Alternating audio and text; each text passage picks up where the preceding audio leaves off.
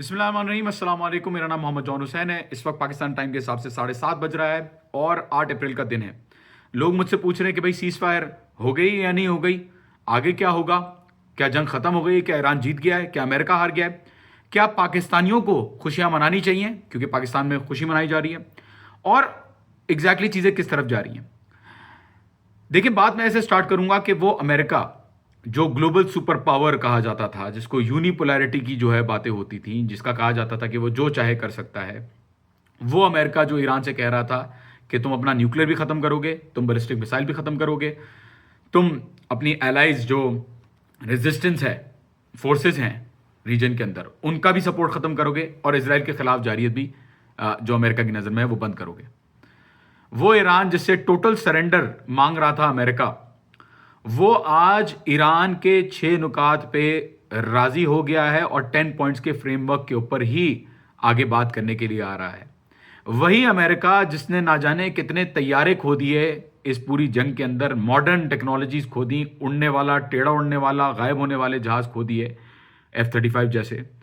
आज वो ईरान के साथ कह रहा है कि जी हम आपके साथ आपके पॉइंट्स पे बात करेंगे और आपके ही पॉइंट्स के ऊपर, अग्रीमेंट के ऊपर आगे फर्दर बात होगी। और साथ ही साथ जो अमेरिका ने खोया और पाया, वो ये खोया कि उसने अपनी इज्जत भी खोई, उसने अपने तैयारे भी खोए। उसने पाया क्या? उसने पाया इस रीजन के अंदर सिर्फ और सिर्फ ये कि यहां पे पहले ईरान का कोई स्ट्रेट ऑफ हॉर्मोज के ऊपर कंट्रोल नहीं था। ईरान ने आज़ादी से, जबकि उसके स्ट्रेट ऑफ हॉर्मोज के अंदर उसी को जाने की इजाज़त नहीं थी पहले।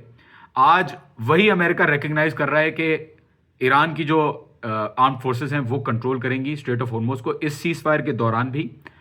और $2 मिलियन पर शिप, 14 मिलियन युआन जो है वो रिसीव करेगा ईरान इसके अंडर, ये टेम्पररी पैसेज वे के अंदर। अब देखें, ये बहुत बड़ी शिकस्त है बाय इटसेल्फ, बहुत बड़ी शिकस्त है और इसको हमें सेलिब्रेट करना चाहिए और पाकिस्तानियों को बिलखुसूस सेलिब्रेट करना चाहिए। आपके पॉलिटिकल डिफरेंसेस जो भी होंगे, लेकिन we have to be rational, we have to look at this with an open eye. बिल्कुल यहां पे कोई डाउट नहीं है इसमें कि अमेरिका गद्दारी कर सकता है।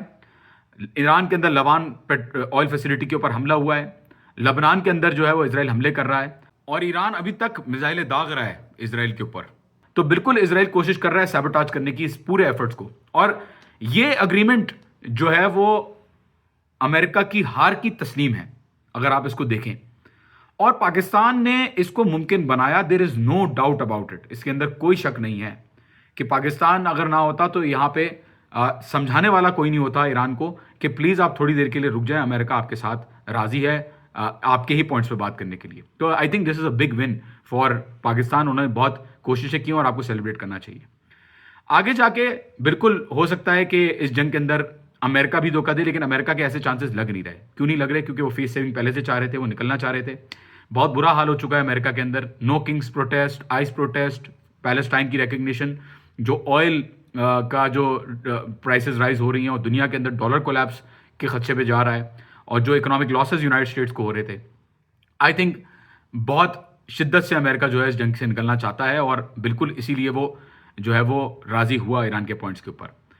दूसरी तरफ इसराइल नहीं चाहता कि जंग रुके, और सिर्फ 2 लोग हैं जो आपकी खुशियां, आप नहीं चाहते कि आप खुशियां मनाएं, वो हैं इसराइल और इंडिया। ये 2 ममालिक हैं जो चाहते हैं कि आप खुशियां ना मनाएं, क्योंकि इसराइल के लिए ये जंग बहुत बड़ी शिकस्त है कि अमेरिका की शिकस्त हो गई और इसराइल को अब छोड़ दिया है अमेरिका ने, बेसिकली अगर देखा जाए तो। और इंडिया के लिए इसलिए शिकस्त है क्योंकि यही इंडिया जो है वो बार बार मोदी और बार बार जयशंकर, जबकि अवाम इंडिया की भी साथ रही है, और ये जो 2 लोग हैं और इनकी जो रिजीम है इंडिया की, ये बहुत उदास थे पाकिस्तान की कोशिशों को देख के, बहुत उदास थे। तो आपको खुशियां मनानी चाहिए क्योंकि ये सक्सेसफुल है, क्योंकि ईरान भी कह रहा है ये सक्सेसफुल है, अमेरिका भी कह रहा है ये सक्सेसफुल है, और पाकिस्तान भी कह रहा है कि ये सक्सेसफुल है। लेकिन इसके अंदर ईरान ने एक और बात कही है। ईरान ने कहा कि हमारी उंगलियां जो हैं वो ट्रिगर के ऊपर हैं। देखें, अगर ईरान ये मुआहदे ना करता ना, और अपनी टर्म से मुआहदे किए अगर ना करता, तो ईरान को बाद में बुरा भला कहा जाता कि ईरान फेस सेविंग जहां अपने टर्म्स पे दे सकता था अमेरिका को, उसने फेस सेविंग नहीं दी, और ईरान से कहा जाता कि आपने एग्रीमेंट क्यों नहीं किया जबकि आप जीत की पोजीशन में एग्रीमेंट करने पे थे। तो आई थिंक बहुत अच्छा फैसला किया, और बिल्कुल ये सोच समझ के किया कि दोबारा अमेरिका धोखा कर सकता है और हमला कर सकता है, और इजराइल तो इसको पूरी कोशिश करेगा सैबोटाज करने की, इसमें कोई दो राय नहीं है। लेकिन अभी फिलहाल ये बहुत बड़ी जीत है मेरे दोस्तों। अब देखिए, मुज़ाकरात के अंदर भी जो कमज़ोर पार्टी होती है वो अपना मजबूत बड़ा बंदा भेजती है, बड़े लेवल का बंदा भेजती है, और जो मजबूत पार्टी होती है वो छोटे से बंदे को भेजती है, लो लेवल ऑफिसर को भेजती है मुज़ाकरात करने के लिए। लेकिन यहाँ पे अमेरिका किसको भेज रहा है? अमेरिका भेज रहा है जेडी वैंस को। और ईरान किसको भेज रहा है? ईरान भेज रहा है फॉरेन मिनिस्टर को, अब्बास अराक्ची को, या स्पीकर जाएंगे कालीबाफ। तो वहां से वाइस प्रेसिडेंट आ रहा है और यहां से फॉरेन मिनिस्टर आ रहा है। तो ये डायनामिक्स आपको दिखाता है कि पावर के डायनामिक्स किस तरीके के, और ईरान ने किस तरीके से गेम चेंज की है। और इसके अंदर अब पाकिस्तान ने फंसा दिया है। किसको फंसा दिया है? इसराइल को भी फंसा दिया है, अमेरिका को भी फंसा दिया है। अब अगर ये सीज फायर वायलेट करेंगे और ईरान की टर्म्स पे बात नहीं करेंगे, तो दुनिया ईरान को बुरा नहीं बोलेगी, दुनिया इनको बुरा बोलेगी। और इंशाल्लाह दुआ यही है कि किसी तरीके से परमानेंटली जो है वो एक सोल्यूशन निकले, जंग बंद हो या ना हो। लेकिन ये जो बर्बरियत है, ये जो जुल्म है, ये जो बदमाशी पूरे मोहल्ले के अंदर लगाई हुई थी, ये बंद हो।